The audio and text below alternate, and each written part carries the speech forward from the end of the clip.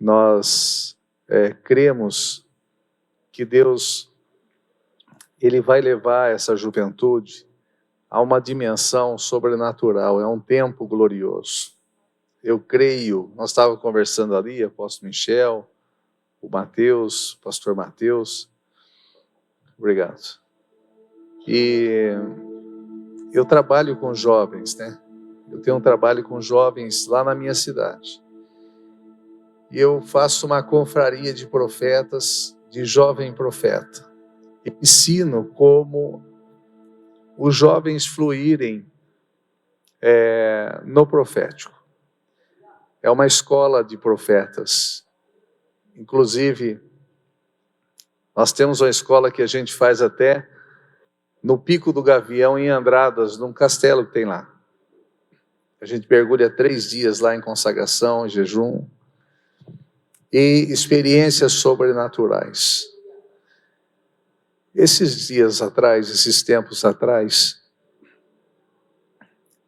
põe um fundo para mim, por favor, que eu sou movido a fundo. Pode erguer um pouquinho. Esses dias atrás, eu comecei a ter uma experiência dormindo, em um sonho. Uma visitação muito profunda do Espírito Santo. E aí eu acordei assim, meio anestesiado, bem aleluiado. E eu fui para o closet para não acordar a minha esposa. E eu moro na montanha da cidade. A minha casa, assim, o closet tem um vidro em cima, que eu consigo enxergar a cidade.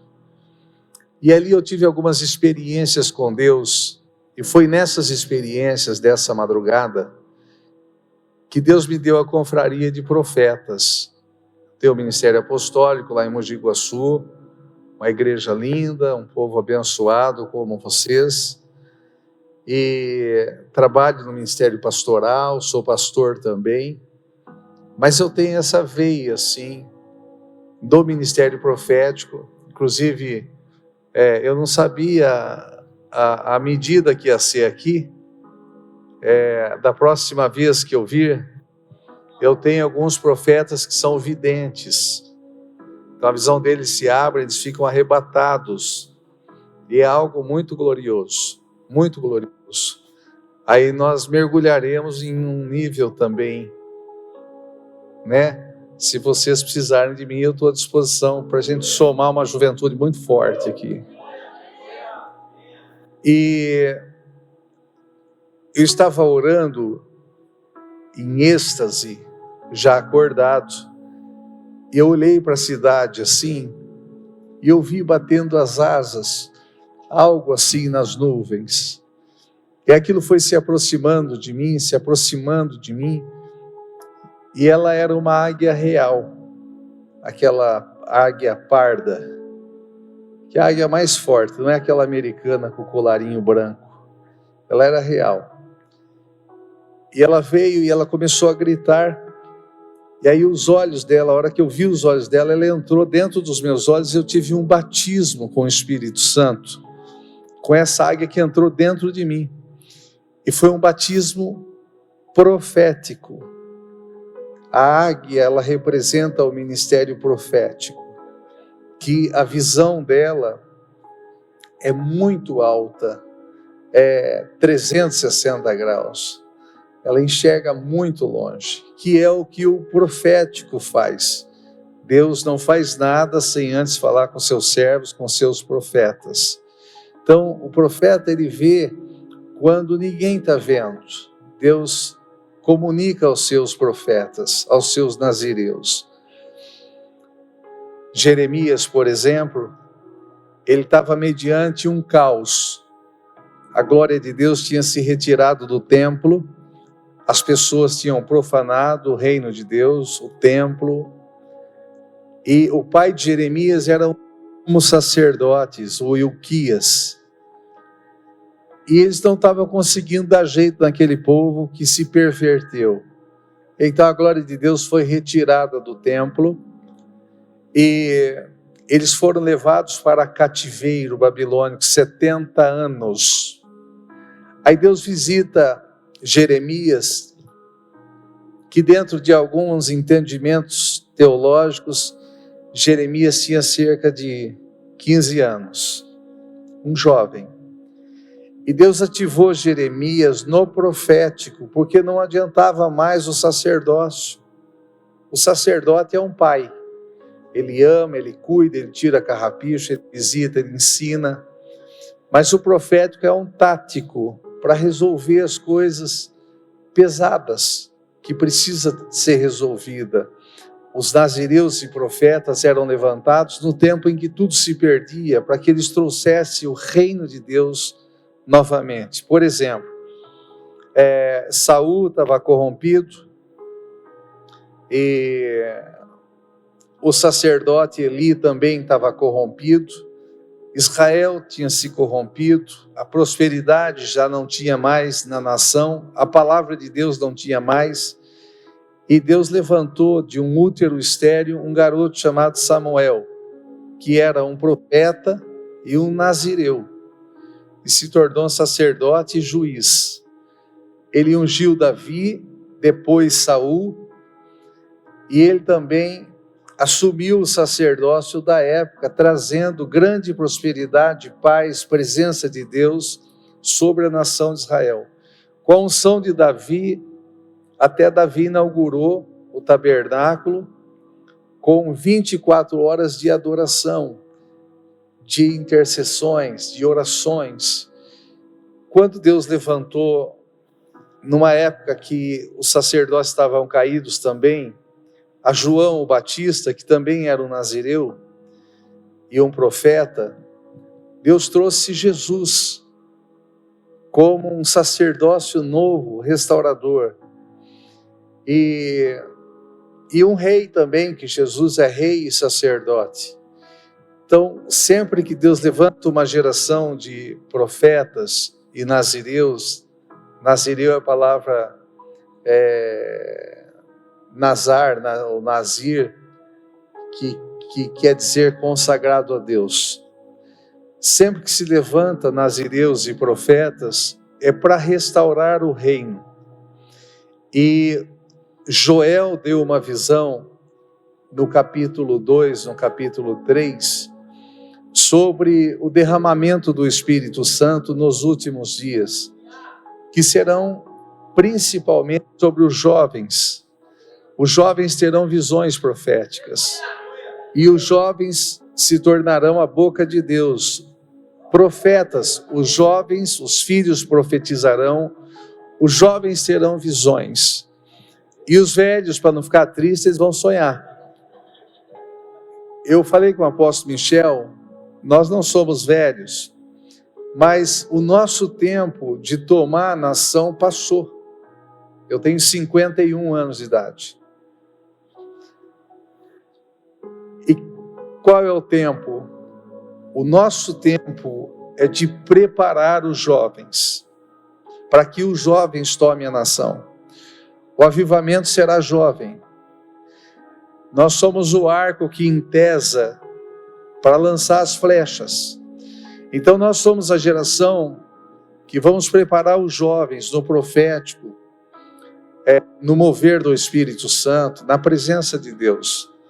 Eu entendi essa responsabilidade. E para isso eu trabalho com a escola profética de jovens.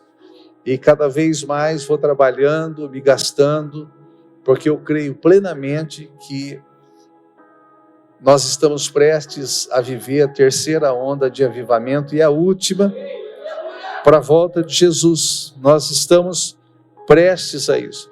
Eu já ouvi, pastor Mateus? Não? Mateus, irmão Mateus? Eu já ouvi o rugido da terceira onda. Ela ruge como um leão. E ela estourou em uma confraria de profetas que nós fizemos. 7 pessoas se afogaram. Era espiritual a onda. 7 pessoas se afogaram.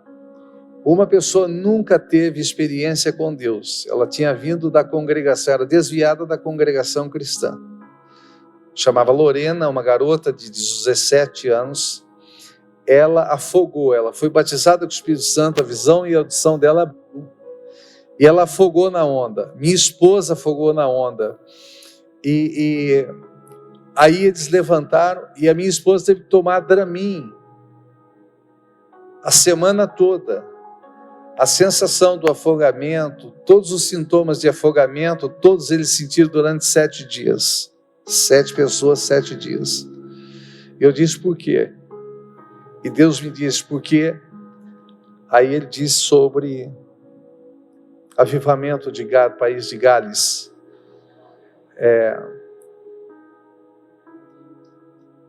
Robert, né? Evans Robert. Evans Robert é um jovem que congregava na Capela do Moriá, no país de Gales, que é pequenininho. Ele tinha um sonho de fazer um seminário nos Estados Unidos e ser pastor nos Estados Unidos, na América. Sair daquele mundinho dele de Gales, da igreja dele, é assim que ele pensou. Ele fez o seminário e Deus visitou e disse: Robert, eu quero que você pastoreie a Capela do Moriá lá mesmo no país de Gales. É lá que eu tenho a obra contigo. Ele se entristeceu, mas foi. E ele começou com um grupo de jovens. E os jovens sentiam tanta dor, a unção que começou a ser liberado, por causa do pecado, principalmente do pecado de imoralidade sexual. E os jovens pediam o microfone para chorar e confessar para a igreja, que eles não queriam confessar só para o pastor.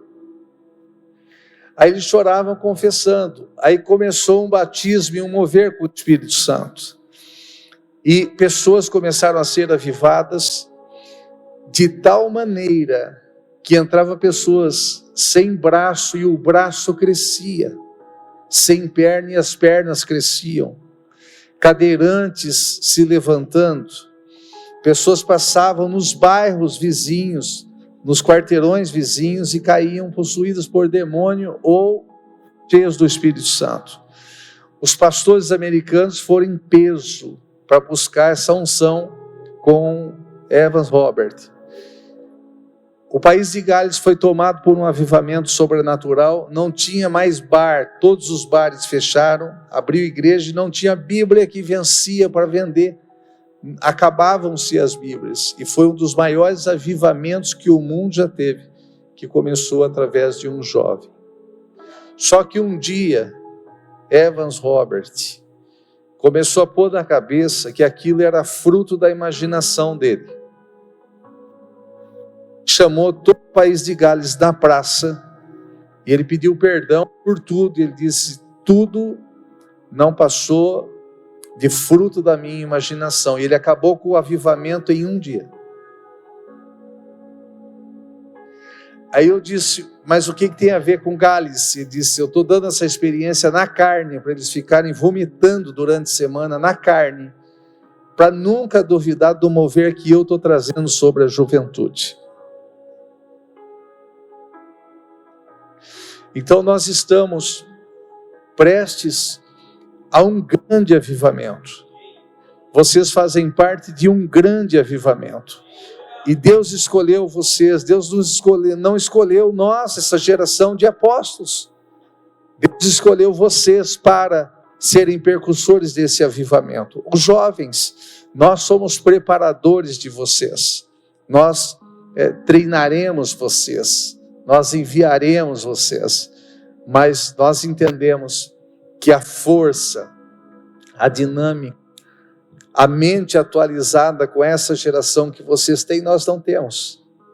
Então, não é nem se sentir menor por isso, mas eu entendi o papel nosso da igreja hoje, dos pastores treinarem os jovens para que eles ganhem essa nação, porque Jesus está voltando. Eu vou falar sobre isso hoje.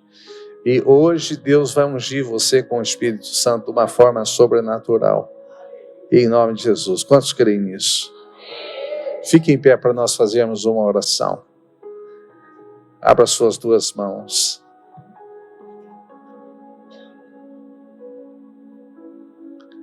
Aquele fundo que eu deixei aí no jeito, está no jeito? Isso, tira esse fundo, por favor. Eu gostaria que você estendesse as suas duas mãos e você não abrisse os seus olhos. Fechasse os seus olhos. Isso. Se puder apagar só um pouquinho a luz, por favor. Eu quero que você se conecte agora com aquilo que o Espírito Santo está fazendo. Isso, está ótimo. Isso, coloca aquele fundo que eu mandei, por favor.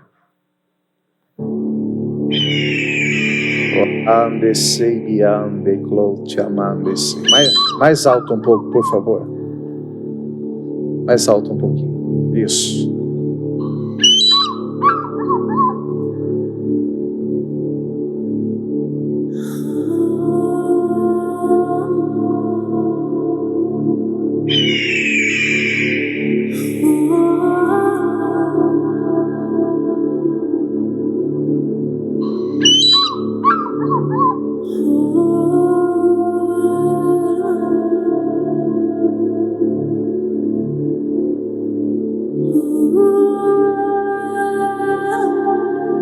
O Espírito Santo vai despertar você para voos altos.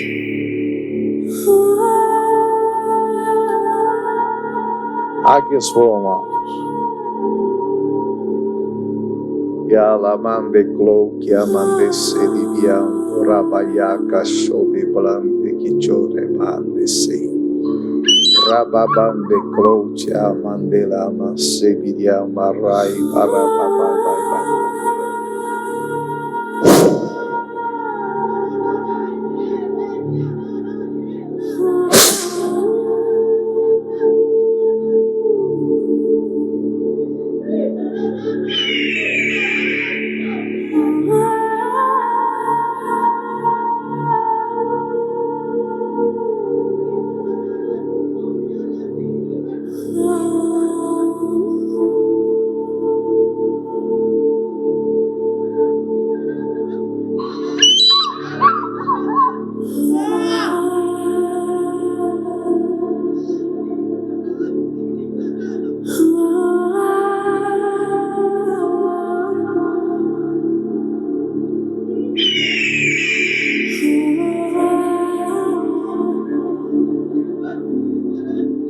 Permita o Espírito Santo se conectar com o teu espírito.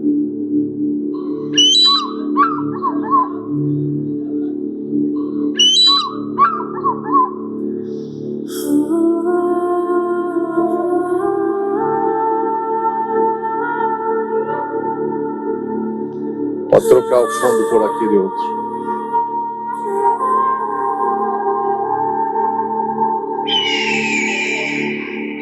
Tchau.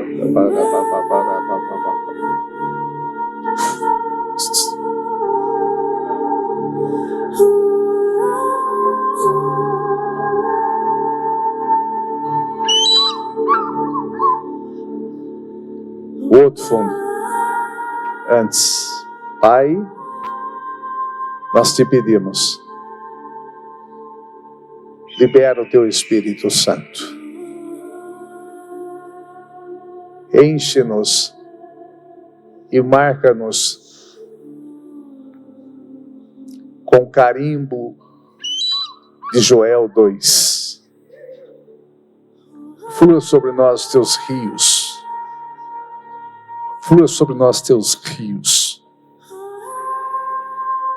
Rios de transformação. Rios de restauração. Rios de vida. Lehai. Vida.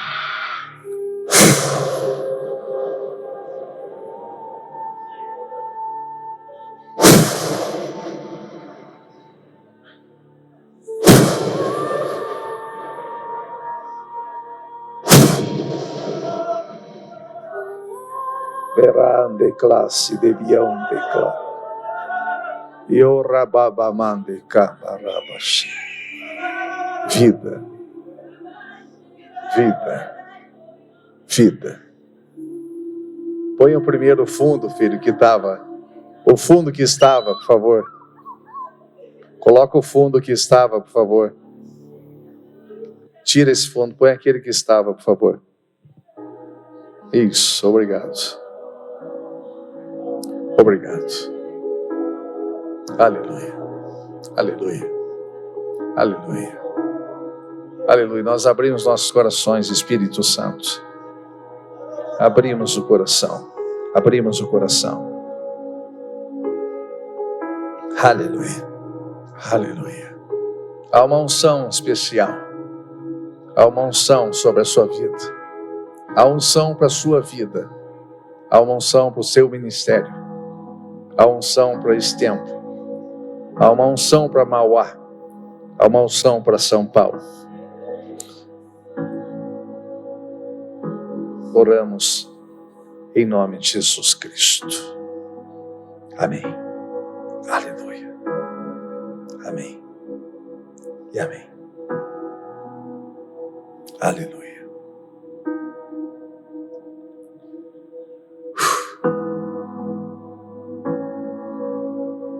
Aleluia. Eu quero compartilhar um pouquinho só com vocês.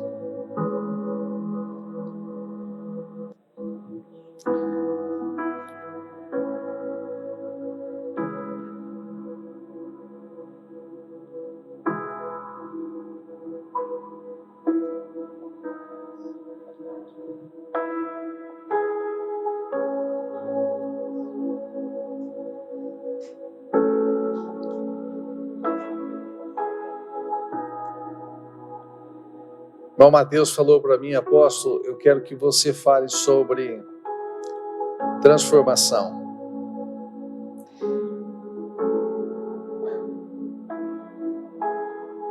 E transformação nada mais é que mudar o estágio, mudar o formato, mudar como a água em vinho. Uma transformação de alguém em algo que Deus quer. Deus nos transformou quando Ele... Deixa o fundo bem baixo, por favor, querido. Mais baixinho, por favor.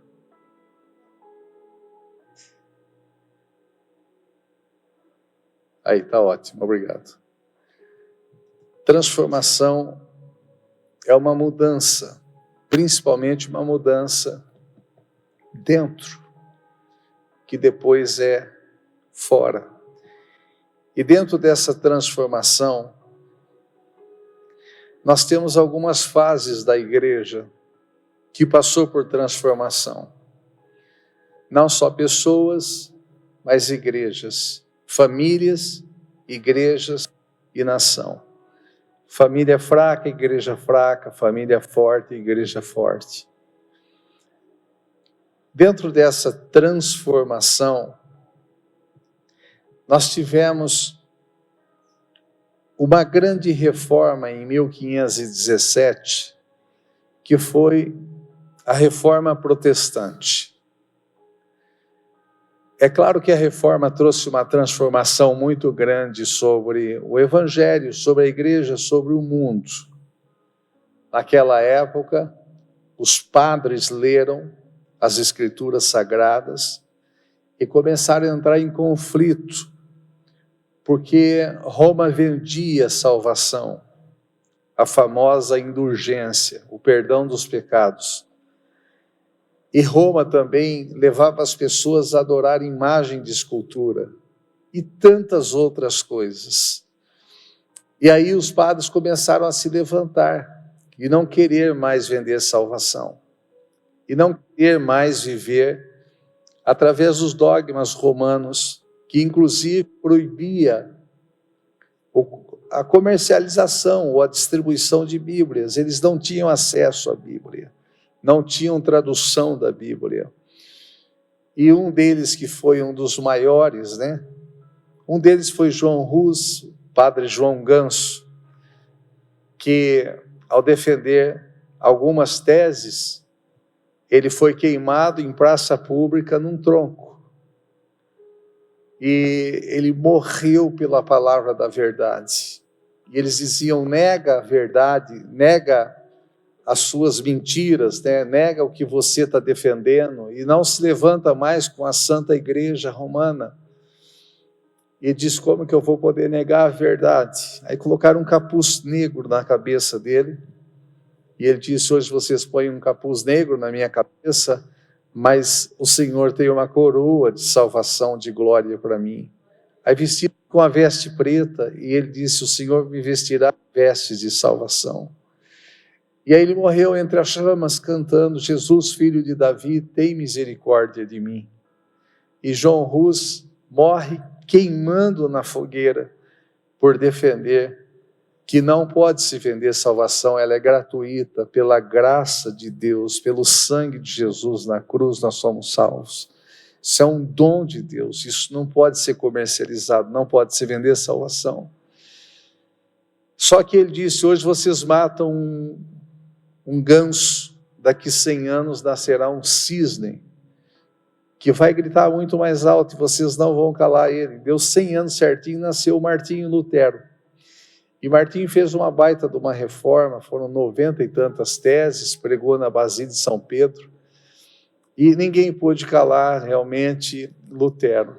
Ele escreveu a Bíblia, traduziu para o alemão, e ele distribuiu, inclusive a Bíblia rodou a Europa. E aí começou esse baita movimento protestante, e foi uma reforma. A igreja melhorou muito, a igreja foi muito, muito transformada, que é o tema, né? Ela foi muito transformada.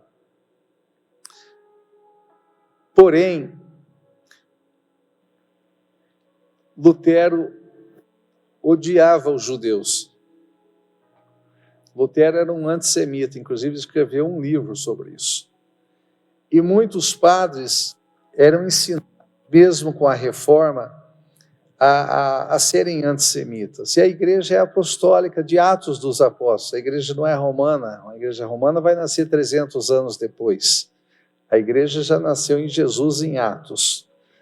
E aí a igreja teve uma reforma, a reforma é algo muito bom. Por exemplo, alguém tem uma casa e aí ele muda um pouco a fachada, ele tira um piso velho, põe um piso novo, e dá uma pintura nova, e aquilo, uma reforma, ficou bonito, ficou bom. Reforma é bom, reforma é legal, né? Aumentou um banheiro, aumentou um quarto, construiu um quarto.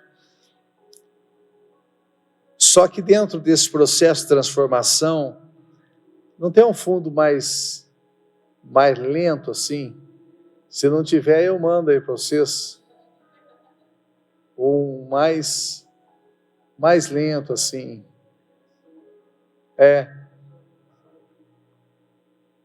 Por favor. É que nós não combinamos antes, devia ter combinado, né? E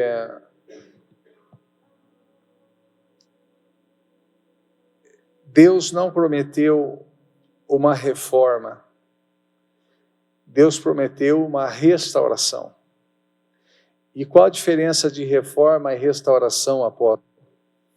Restauração é trabalhar até deixar exatamente como era o original. O avivamento dos últimos dias não será uma reforma. Não será uma reforma, mas será uma restauração.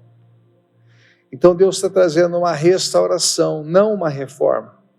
É muito além, muito mais eficaz, muito mais linda, muito mais profunda do que uma reforma. É uma restauração. Em que sentido restaurar o quê? Lembra de Adão no Éden? Lembra da inocência, da pureza? Lembra do avivamento? Lembra de como Deus nos criou, a sua imagem, a sua semelhança? Lembra do mover de Deus, daqueles começos de tempos que a Bíblia nos dá? Lembra-se de tudo isso. Então é isso que Deus vai fazer. Deus vai restaurar os padrões da família, os padrões do evangelho, os padrões do altar, os padrões dos jovens, os padrões da humanidade. E isso está acontecendo de uma forma sobrenatural. E esse é o tempo dessa restauração, dessa transformação. E os agentes dessa transformação são vocês. São jovens, não é outro. A responsabilidade é de vocês. Eu comecei um movimento lá, tem jovens, chama Movimento Doxa. Eles mergulharam no Espírito Santo, mergulharam na escola profética, eles estão fazendo 25 minutos a 30 na escola deles, no intervalo, um estudo que eu passo, que é esse estudo Doxa, aí tem 5 minutos de oração, 20 de palavras, 5 de oração. Tem jovens lá na nossa igreja que estão com 64 pessoas na célula Doxa, dentro da escola. Um está com 23, ele nunca pregou. E os jovens estão chorando tudo em sala de aula. Então, o intervalo, e eles estão compartilhando. Tem uns que estão compartilhando com um só, fazendo essa série Doxa, são 7 semanas. Com uma pessoa só, uma amiga compartilhando com uma amiga. Uma alma vale mais que o mundo todo. Mas eles se desprenderam, se dispuseram em ser um canal do Espírito Santo, e Deus está fazendo algo magnífico. E agora nós vamos ter um encontro com Deus Doxa lá, que nós pretendemos passar mais ou menos 80 jovens que foram ganhos em 7 semanas lá. Algo magnífico que Deus está fazendo. Porque os jovens têm uma força gloriosa. Você sabe por quê? Que Moisés, antes de se tornar o libertador, ele precisou ser criado na casa de Faraó. Ele não podia se levantar em meio aos hebreus e se tornar um libertador, porque escravo tem mente de escravo, escravo não liberta ninguém. Ele precisou viver com um rei, para ter uma mente de realeza, para entender quem realmente ele era, porque aí um rei consegue libertar escravos. Então, muitas vezes, nós como igreja, os jovens, principalmente nesse tempo, que estão trabalhando muito nessa crise de identidade, dos jovens não saber quem são, quem é. Até por problemas com paternidade, com o pai, às vezes com a mãe. Os jovens, um está achando que é camelo, outro está achando que é cachorro, outro está achando que é cavalo, outro está achando que é ovelha. A Europa está infestada de gente que se acha cachorro. E sai com coleira no shopping, no pescoço, e o seu dono passeando com as pessoas. Há uma crise, eles não sabem quem são em Deus. E essa crise é o que faz de uma pessoa se tornar escrava. Moisés precisou ter uma visão de realeza para ele entender quem ele era, para se tornar o grande libertador que libertou mais de 2 milhões de pessoas do Egito, para adorarem a Deus no deserto. Então, nós precisamos ser despertados, entender que vocês são reis e rainhas. Jesus comprou vocês são filhos de rei, vocês são filhos de Deus, que é o rei de toda a terra. Em Apocalipse capítulo 5, versos 9, 10 e 11, está escrito que Jesus, com seu sangue, comprou todos os homens, de raça, tribo, língua e nação, para si, e os fez reis e sacerdotes para reinar na terra. O sangue de Jesus te fez rei, te fez rainha, para reinar na terra. Às vezes a gente vem de uma família simples, nossos pais às vezes não tiveram liderança forte, e não ensinaram isso para nós, e a gente se acha mais um na igreja, e aí a gente vive como uma pessoa que na verdade não nascemos para ser. Nós nascemos para reinar, nós nascemos para fluir no poder do Espírito Santo. A sua mão tem que ser colocada nas pessoas e elas serem curadas de câncer. Os demônios têm que gritar quando você chega. Isso vai acontecer em nome de Jesus. Mas nós precisamos despertar para a nossa identidade, quem nós somos. A gente precisa despertar. A cada dia a autoestima baixa, a depressão, a opressão, a doença do século hoje, que é medo, depressão, tem tomado principalmente a juventude. Porque Satanás sabe que se você for despertado em quem o seu Pai é, em quem Deus é, se você for despertado pelo Espírito, na potência que você é, naquilo que Ele tem para você. Jeremias, 14 anos, Deus visita ele e diz: eu te escolhi para ser profeta, tá bom? Ele diz, mas eu não passo de uma criança. Ai de mim, eu não posso. Ou seja, o senhor se enganou. Lembra Gideão? Eu sou menor de casa e minha família é mais pobre de Manassés. O senhor se enganou. E Deus disse, Jeremias pegou a mão, pôs na boca de Jeremias e disse, hoje eu coloco minha palavra na sua boca. Ativação na boca. Deus vai ativar a sua boca hoje, como boca profética. Ativação na boca. Jeremias, o que eu te der de visão, de sonho, o que eu te inspirar, você fala, o que vai acontecer. Aí Jeremias estava meio aleluiado com aquela mão de Deus, tocou na boca dele e ativou ele profeticamente, boca de Deus. Todo mundo um caos, cativeiro para todo mundo, e ele debaixo dessa experiência. Aí Deus ativou os olhos dele, abriu a visão de Jeremias e disse, o que você vê? Ele disse, eu vejo uma árvore de amendoeira. Jeremias capítulo 1. E Deus disse, você viu bem, porque eu velo pela minha palavra. Amendoeira quer dizer shoked, que é velar, ou veladora. A árvore de amendoeira é uma veladora.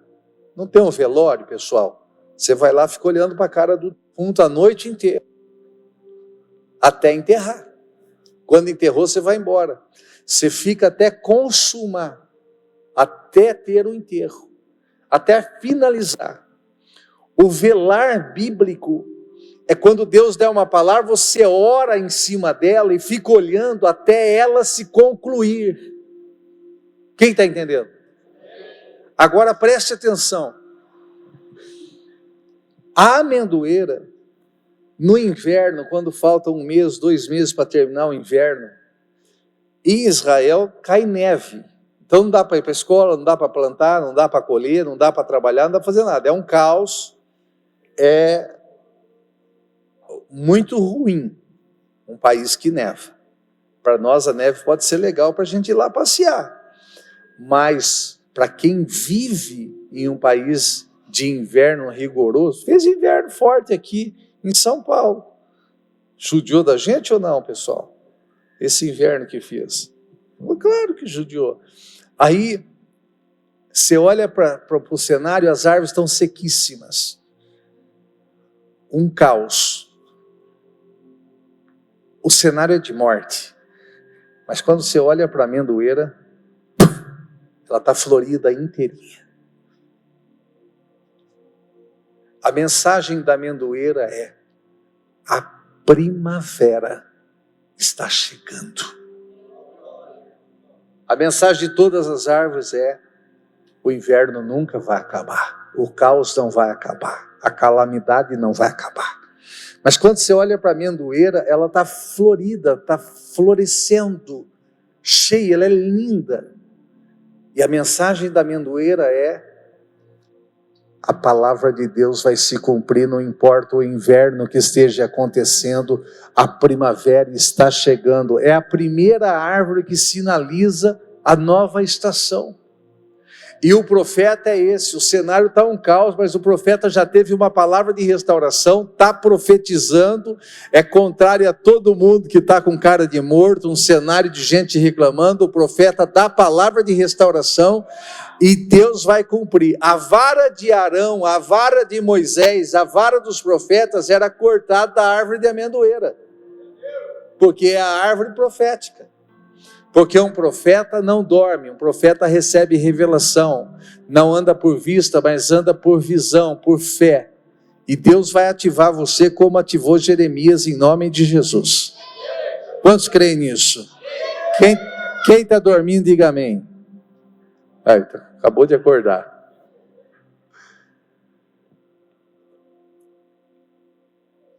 Nós temos... O Du, cadê o Du? Está aí? Acho que eu esqueci de pegar meu óculos. Eu sou jovem, mas Quantos graus que é?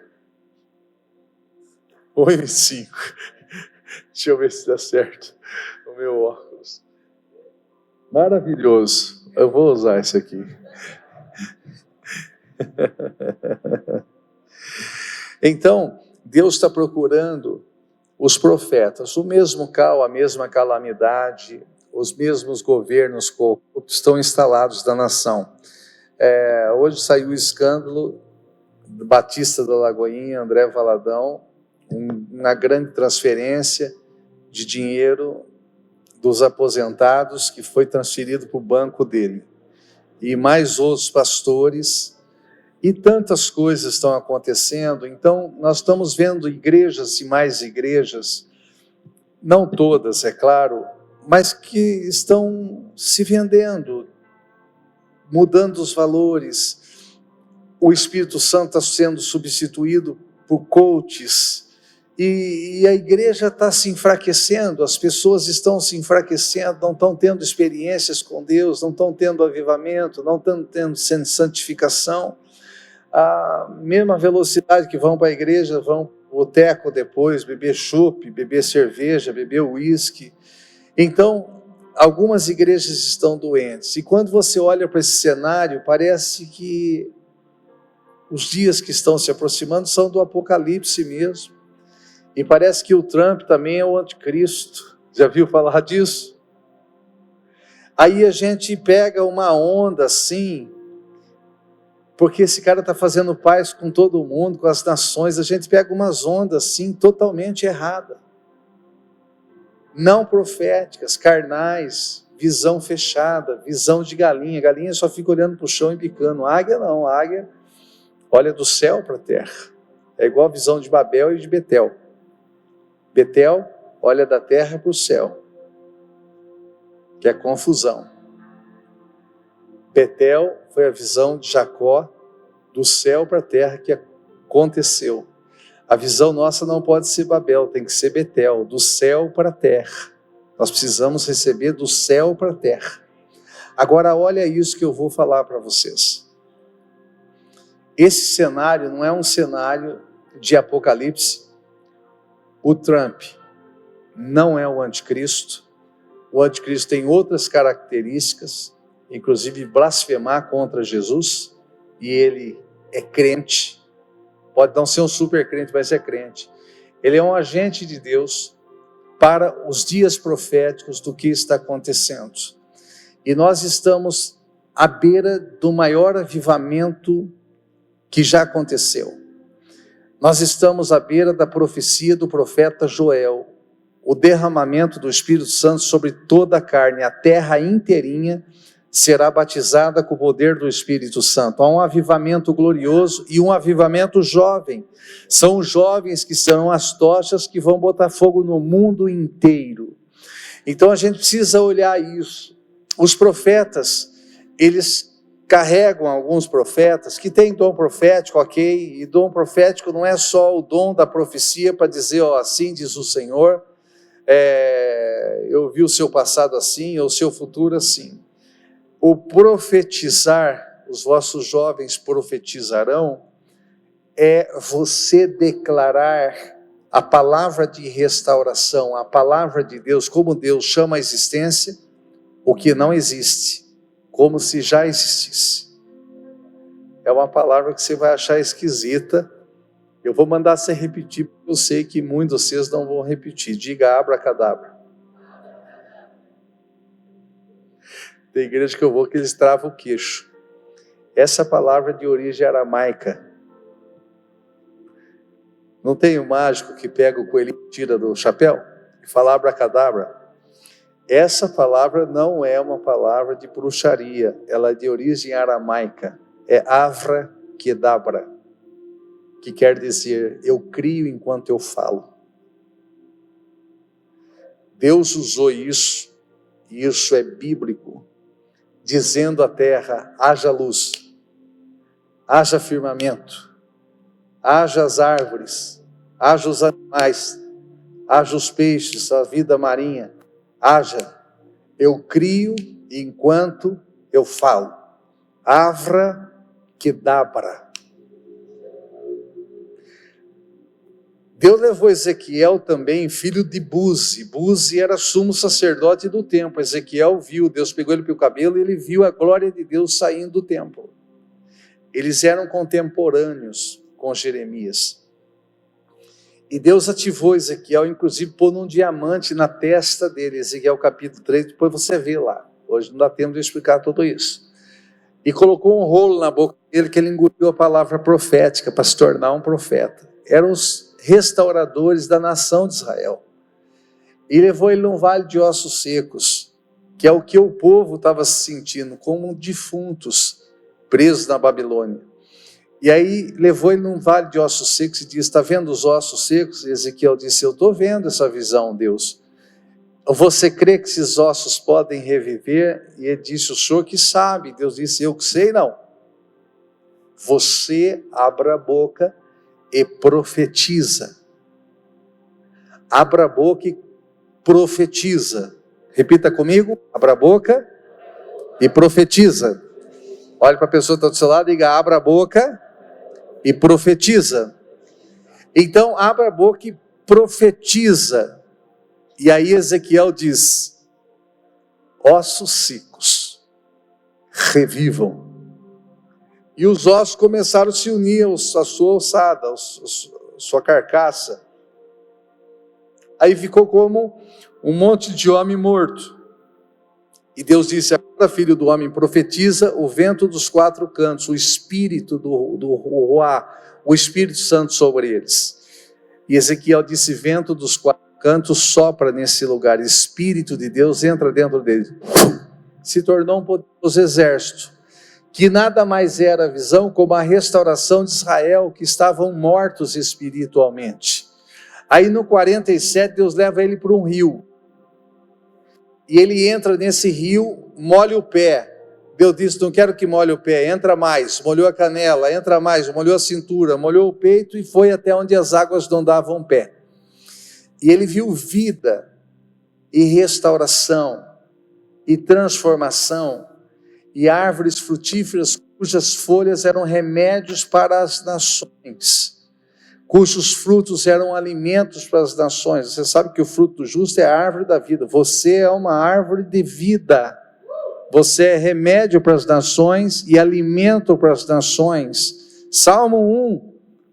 O homem que não anda segundo o conselho dos ímpios, nem se detém em caminho do pecador, nem se assenta em roda de escarnecedor. Antes o seu prazer é na lei do Senhor, nela medita dia e noite. Será como árvore plantada junto às fontes, cujas folhas não caem, e dá seu fruto na estação própria. Tudo que fizer prosperará. Agora escuta isso. Ele viu um rio de vida.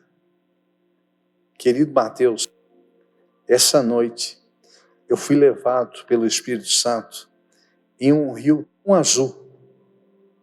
tão azul, que ele parecia um azul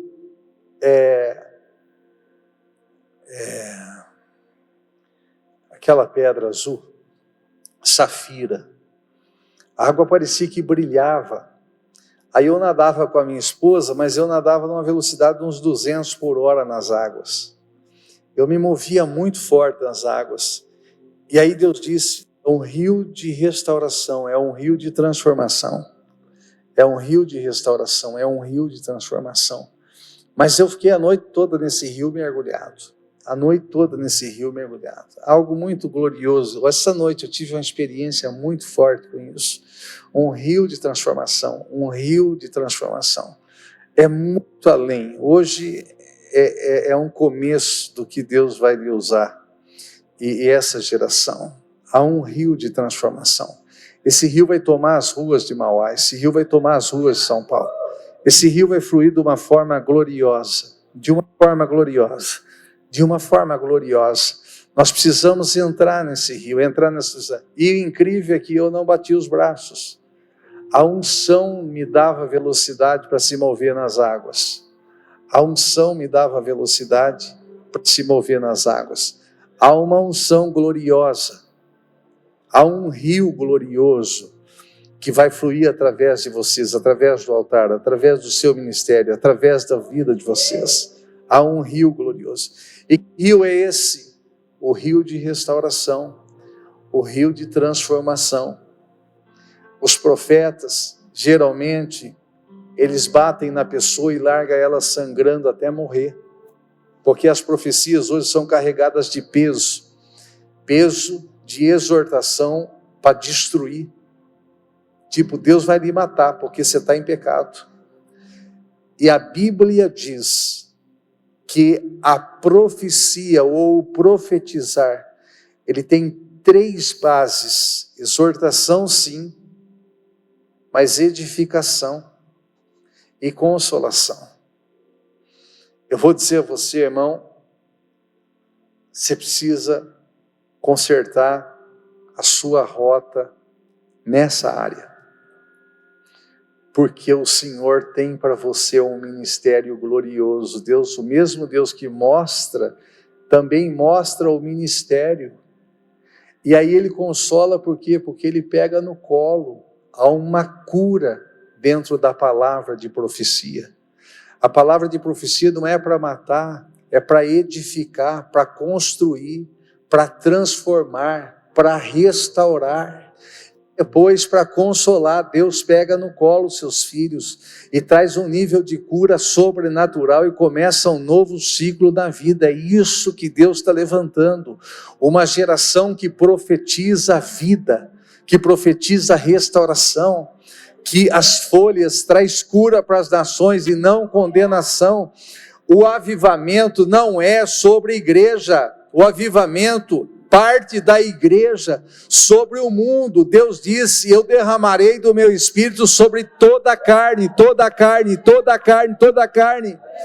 Eu fui pregar na Bahia e tinha 125 religiosos. Fui pregar para pastores. Tem pastores maravilhosos da Assembleia de Deus e tem muitas Assembleias de Deus maravilhosas.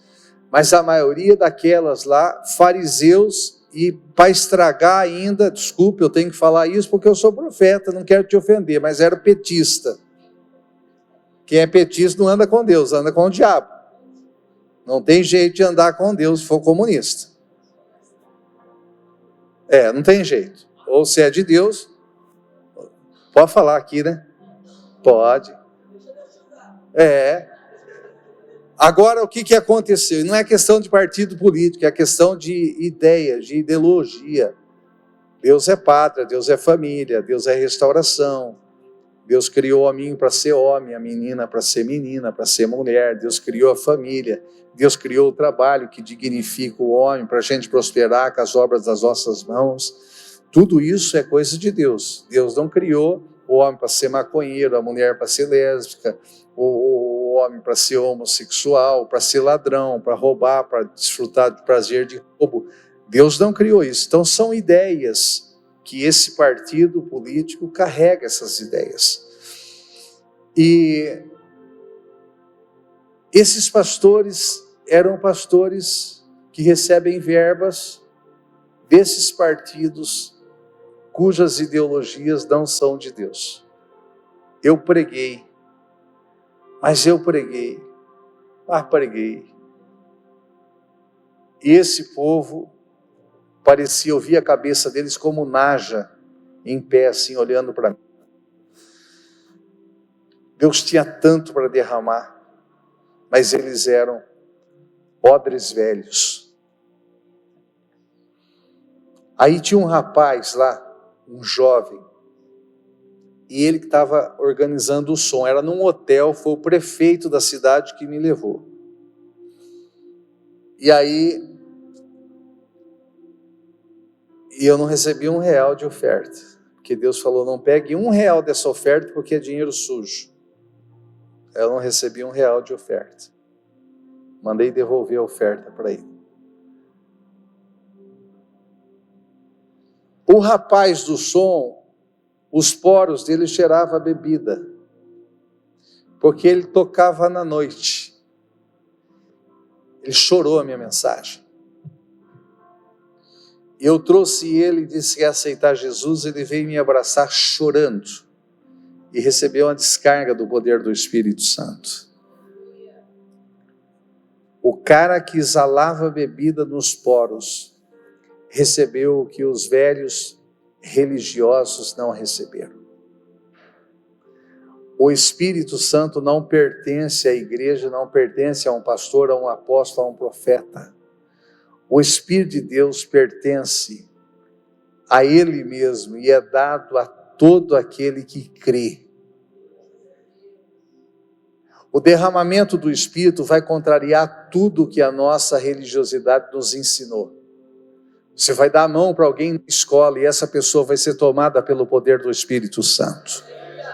E essa pessoa vai ser restaurada. E essa pessoa vai encontrar Jesus. E essa pessoa vai ser renovada. E essa pessoa vai se tornar também um jovem profeta em nome de Jesus. Há um derramamento do Espírito Santo. E Deus está levantando uma geração que não condena essa geração no sentido de só bater na cabeça deles para declarar juízo. Mas alguém que os ame, alguém que os restaure, alguém que os console, alguém que os ensine o caminho. É essa geração que é a geração de Joel, na qual Deus está levantando. Lembra que João Batista, quando João pregava, João o Batista, ele já orou por várias vezes, como Elias, para descer fogo do céu e queimar as pessoas. Inclusive o João da Bíblia, do Evangelho, que era discípulo de Jesus, e antes era discípulo de João Batista, Jesus passou em Samaria e o povo não quis ouvir o Evangelho. E o João disse: mestre, quer que oremos e caia fogo do céu e mate todo mundo? E Jesus disse: não, eu não vim matar, João, eu vim dar vida. Eu vim com uma palavra profética não tão dura quanto a sua. Eu vim com uma palavra profética que mostra o pecado, mas que mostra a saída, que mostra o meu plano, que mostra o consolo, que mostra o amor, que inclui, não que exclui. Eu vim para restaurar aquilo que se deformou. Eu vim para restaurar, para restituir. Eu vim para transformar. Então, é debaixo do ministério de Jesus, como profeta, que essa geração de Joel está se levantando. Uma geração para fazer com que as pessoas se reconciliem com Deus. Diga amém. Agora, olhe só uma coisa.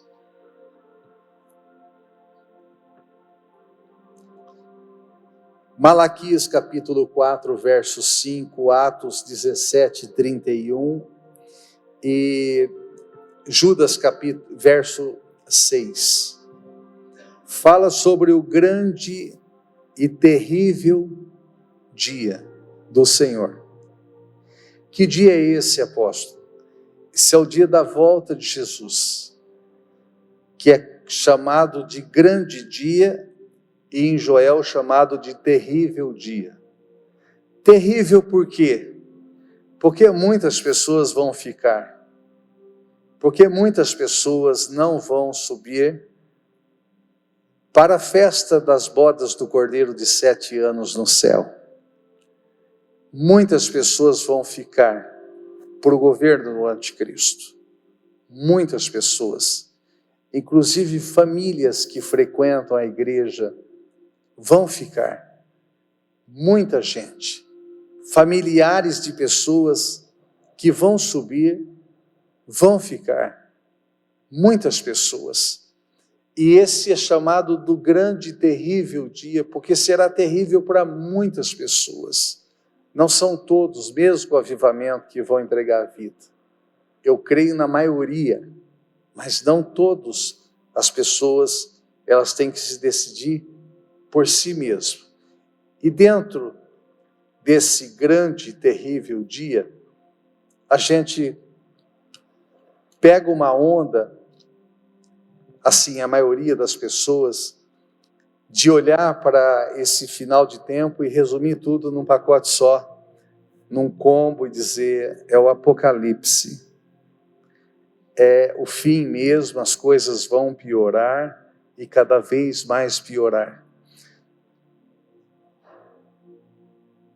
Esse é o foco completamente errado de um profeta da transformação. E não é o foco bíblico das profecias dos antigos profetas. Essas profecias, elas estão aí, e nós somos as varas de amendoeira. Nós somos veladores dessa profecia, zeladores também dessa profecia. Que profecia, apóstolo? Quando você vai para Joel capítulo 1, Deus disse sobre dias de crises. O que o gafanhoto cortador deixou, o migrador, o destruidor, o devorador e o destruidor comeu. Fala-se sobre um tempo de escassez, um tempo de fome, um tempo de crise financeira. Esses gafanhotos, sim, representavam os gafanhotos que entravam na lavoura de Israel e comiam as lavouras.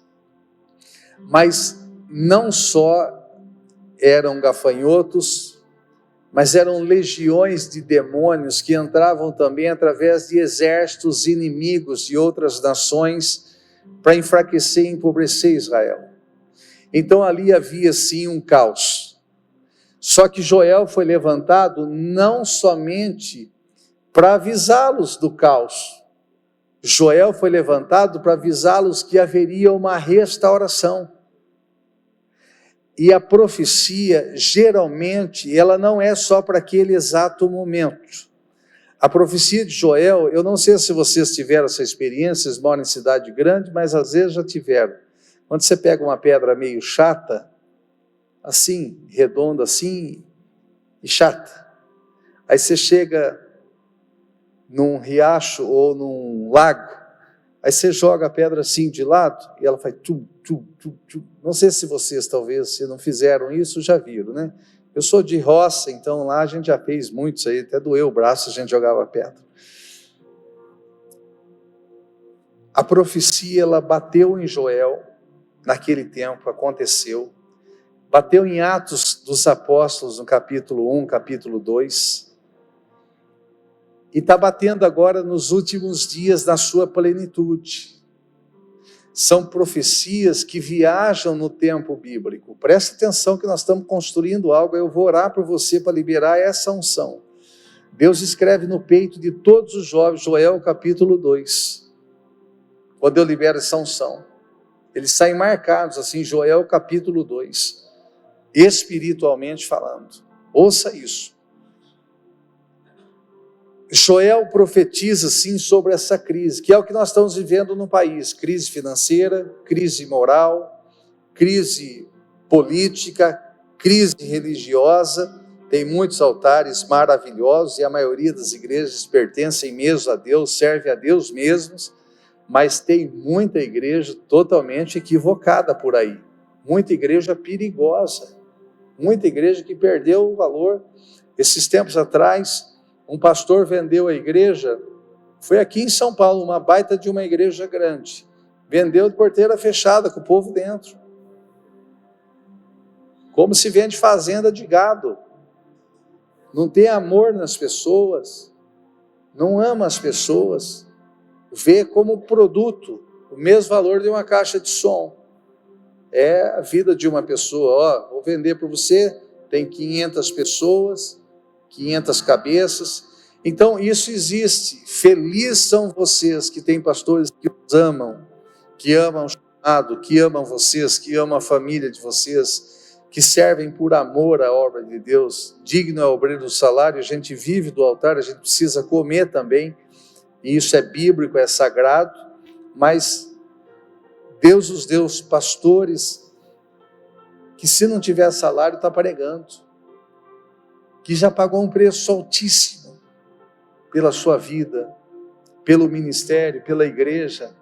A raça nossa, com o povo que nós andamos, é gente que por tempo colocou salário do bolso para pagar aluguel de igreja e faltou em casa.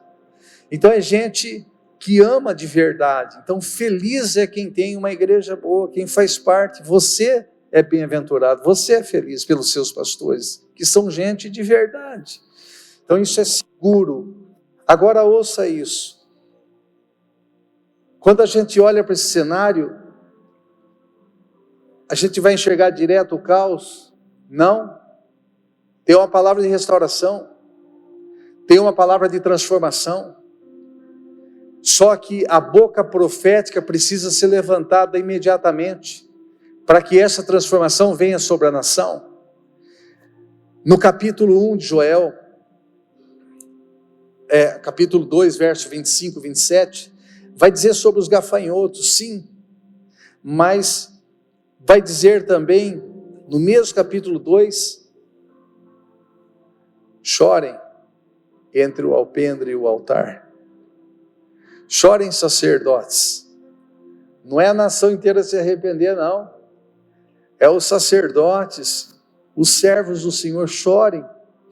Porque se vocês chorarem diante do Senhor, se vocês buscarem a presença do Senhor, Ele vai restaurar vocês.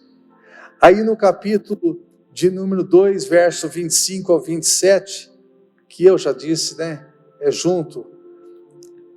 Ele diz: se vocês chorarem, o Senhor vai restituir a vocês os anos consumidos pelos gafanhotos, todo o prejuízo da nação, toda a dor que a nação está passando, tudo aquilo que você foi privado, por exemplo, de ter um carro bom, de ter uma casa própria, seus pais, o sofrimento dos seus pais para pagar uma escola, o seu também, para você custear a sua vida, tudo muito difícil. A maioria das pessoas trabalham para viver, para comer, para pagar aluguel.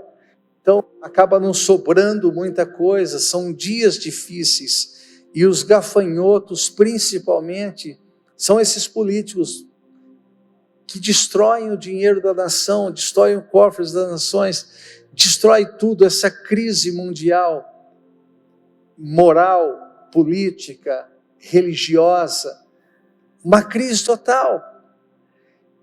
E aí Deus disse: se vocês me buscarem, eu vou repreender esses devoradores, e eu vou restituir a vocês os anos que vocês perderam. Os vossos celeiros se encherão de trigo, e os vossos tonéis se encherão de mosto e de azeite, vocês serão fartos, e o meu povo nunca mais será envergonhado. Apóstolo, é possível Deus fazer isso, queridos? Deus deu uma promessa para o Brasil, que o Brasil será o maior celeiro das nações, que vai alimentar as nações. Nós chegamos próximo disso alguns aninhos atrás aí, maior produtor de grãos, um dos maiores produtores de carne. Então agora estão tentando destruir, inclusive as lavouras do Rio Grande do Sul. Só esses 2 meses, 30 agricultores deram um tiro na cabeça, se mataram. Porque não compensa plantar para vender, e o banco fechou as linhas de crédito. Eles estão vendendo trator, vendendo terra, acabou tudo que eles têm. Então isso são ações de gafanhotos do inferno. Isso são ações de devoradores. Só que Deus prometeu. Há uma promessa sobre o Brasil, e há uma promessa sobre as nações que creem no Senhor. Eu vou restituir os anos consumidos pelo gafanhoto.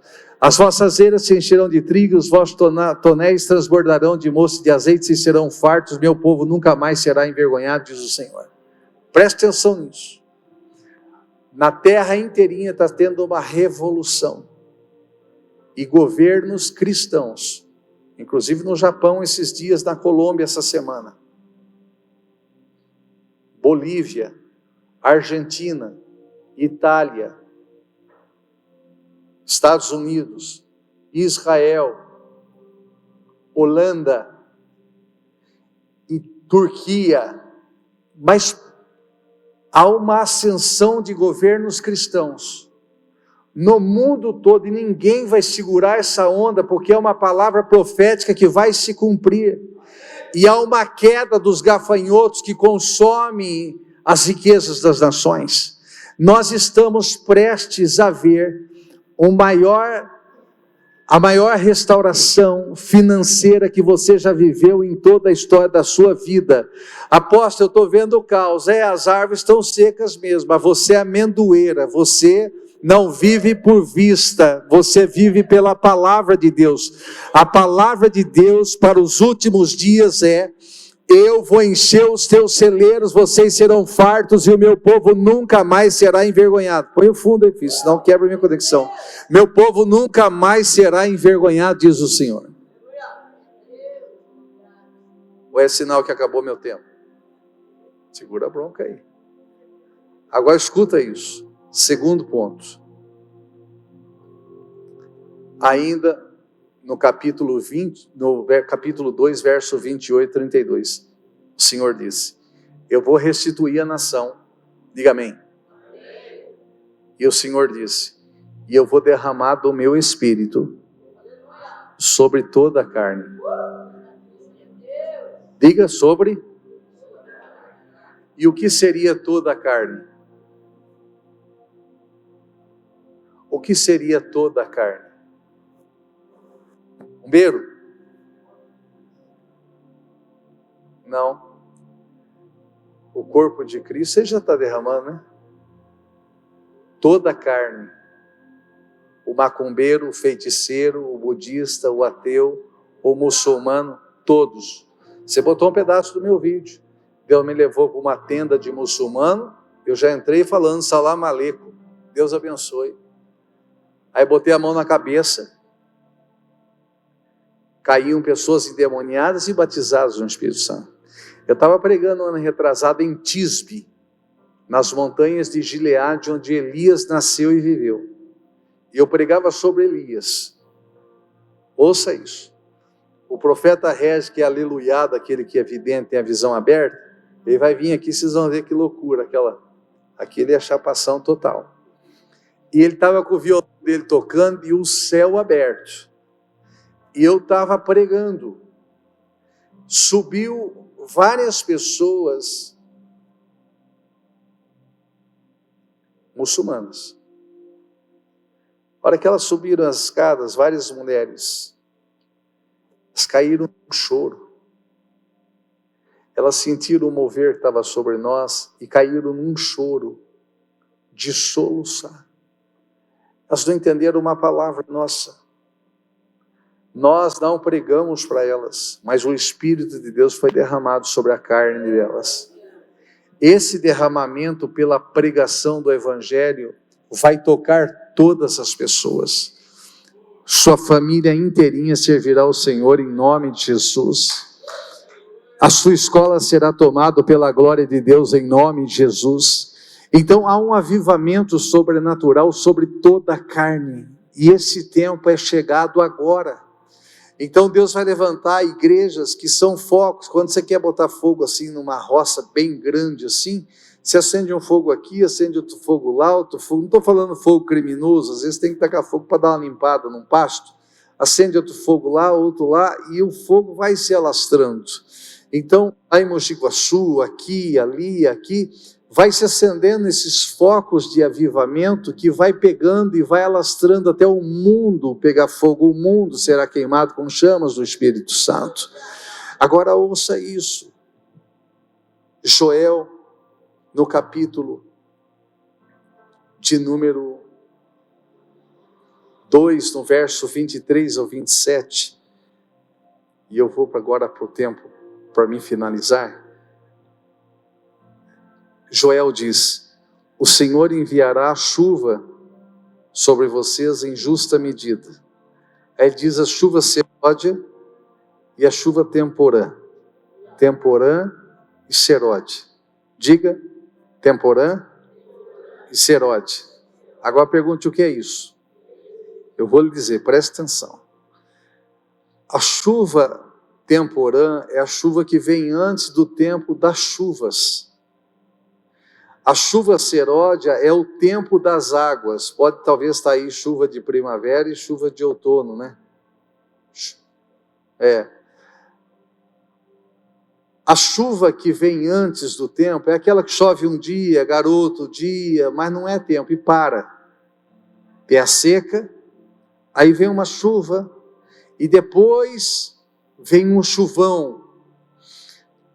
Chuva temporã, fora do tempo, e chuva serode, a chuva do tempo. O que se faz em Israel? Quando vem a chuva temporã, fora do tempo, eles jogam o trigo na terra. Aí o trigo cresce assim, porque acaba aquela chuva, né? Uma chuvinha fraca. A hora que o trigo está bonitinho, verde assim, aí começa a chuva seródia, que faz o trigo ficar alto, carregar o cacho dele de grãos, que é a farinha, e se curvar. Aí o trigo amadurece e está pronto para a colheita. A seródia dá o crescimento e deixa ele amadurecer para a colheita. Qual foi a chuva de Joel, apóstolo? A chuva de Joel, Pedro se levantou, tinha 3 centenas de milhares de judeus na festa de Pentecostes em Israel. Eles saem do cenáculo tomados pelo poder do Espírito Santo. Eles pregam para aqueles centenas e milhares de judeus e estrangeiros. 3.000 deles foram batizados e se converteram naquele único dia. Aí eles disseram, vocês estão bêbados? E Pedro disse, não, isso é o que profetizou o profeta Joel, Atos capítulo 2, que nos últimos dias Deus derramaria do seu Espírito sobre toda a carne. O que está acontecendo é a profecia de Joel. Só que já passou 2000 anos, não eram os últimos dias. Mas aconteceu isso, lembra da pedra que bate nos tempos? Essa foi a chuva temporã. A chuva de Joel foi um derramamento sobre a igreja, sobre os apóstolos e sobre parcialmente pessoas da igreja. Então não foi um avivamento total dos últimos dias. Agora a chuva que está caindo agora, que está prestes a tomar a terra, é uma chuva que não vai molhar um pouquinho, vai encharcar, vai dar inundações, é um dilúvio de Deus, que é a chuva seródia, o derramamento sobre toda a carne, que é o avivamento jovem, onde os jovens terão visões, profetizarão e serão muito usados por Deus para tocar e salvar toda a terra. Você faz parte dessa chuva seródia, você faz parte de uma chuva exponencial, gloriosa, que Deus está derramando nesses últimos dias. Você pode dar um aplauso ao Senhor?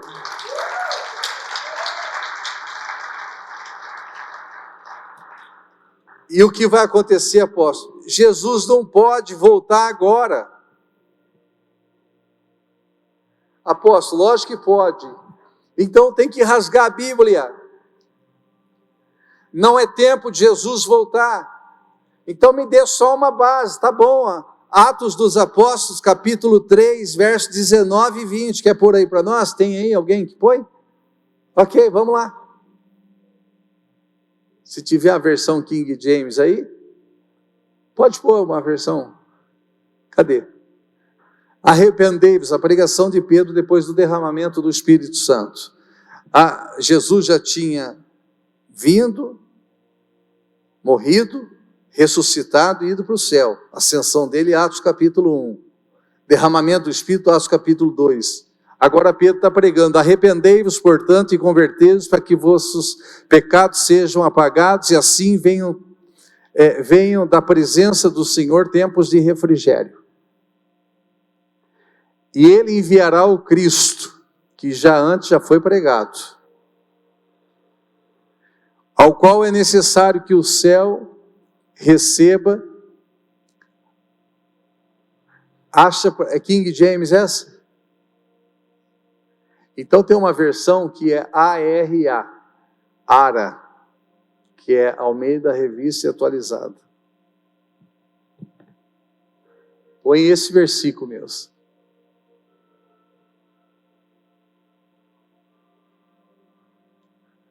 Essa é Almeida, corrigida e fiel. Não, é ARA, não tem ARA aí? E você colocou King James atualizado ou 1611?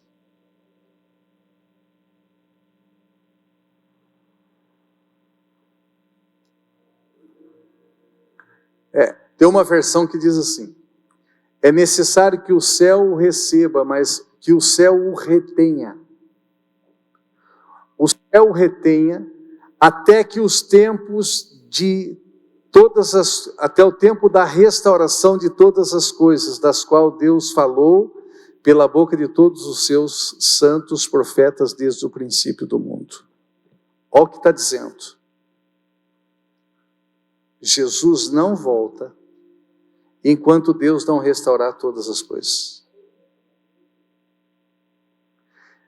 Jesus não viria para colher o trigo, que ele vai vir colher o trigo para pôr no celeiro e o joio vai lançar fora. Ele não viria para colher um trigo verde.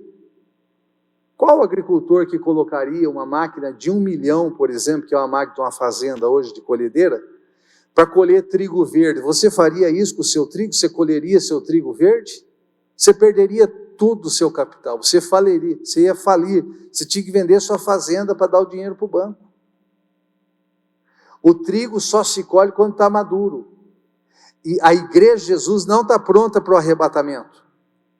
Vou falar uma coisa para vocês, talvez essa realidade não se aplique aqui, mas num percentual geral da igreja sim, 70% dos jovens evangélicos têm vida sexual ativa. Jovens solteiros. 70% dos jovens da igreja de Jesus no mundo estão condenados ao inferno.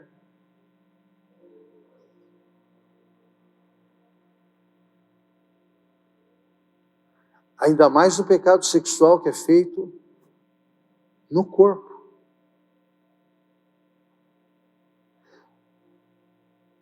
Crente sem compromisso. Uma qualidade péssima. Estou falando de forma geral, não estou falando vocês. De forma geral. E para quem servir isso, pega também, porque é o amor de Deus para o seu coração. Deus vai te restaurar. Eu faço confraria de profetas e tenho uma ministração que eu trabalho sobre a purificação dos jovens. A hora que eu oro, tem jovens que por causa de pacto sexual, porque quando transa com uma garota ou com um garoto, faz um pacto de sangue, a Bíblia diz, e o DNA dele sobe para o cérebro dela.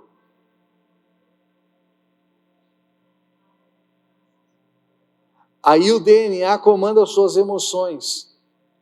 Tem pessoas, esses tempos atrás, se comprovaram em faculdades de nome nos Estados Unidos. Abriram a cabeça de uma defunta e ela tinha 70 anos, 50 anos de casada. E acharam 10 DNAs no cérebro dela que não era do marido. Fora o dela, tinha 10 DNAs diferentes de homens diferentes. Ela se deitou com cerca de 10 homens, antes do casamento, que ela foi muito fiel com o marido. E ela carregou durante 50 anos os 10 DNAs de homens na mente dela. Se alguém tinha depressão, ela também tinha depressão. Quem se casa e já foi experimentado antes do casamento, eu tive relação com 10 pessoas, apóstolo, e depois eu me casei e me santifiquei. Quando você vai para a cama com a sua esposa ou com o seu esposo, você leva as 10 pessoas para a cama junto. É muito além, é um pacto espiritual, é um pacto emocional, e é um pacto carnal.